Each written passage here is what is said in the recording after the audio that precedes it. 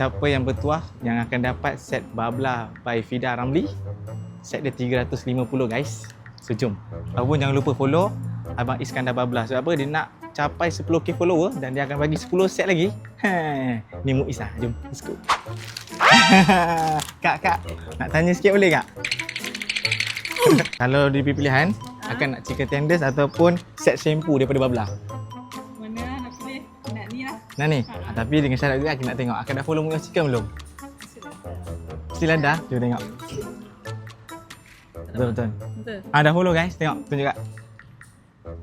Oh, dah follow. Nah kak, kita bagi chicken tender. Okay, So, kalau untuk ni, kita kena follow founder dia. Cuba kata kau dah follow belum founder dia? Founder dia siapa?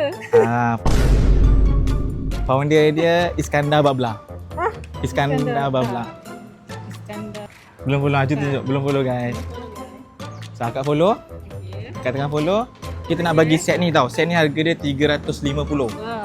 Set shampoo. Semua ada 7 set. So, kakak baru follow, kita nak bagi ni. Tiket Chicky Fly.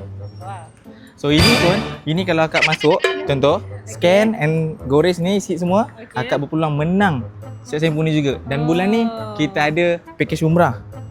Untuk bulan ni. Kalau nama akak lah tak disebut untuk bulan ni, jangan risau. Untuk bulan 6 kita ada kereta. Untuk bulan 7 kita ada RZ. So, terima kasih.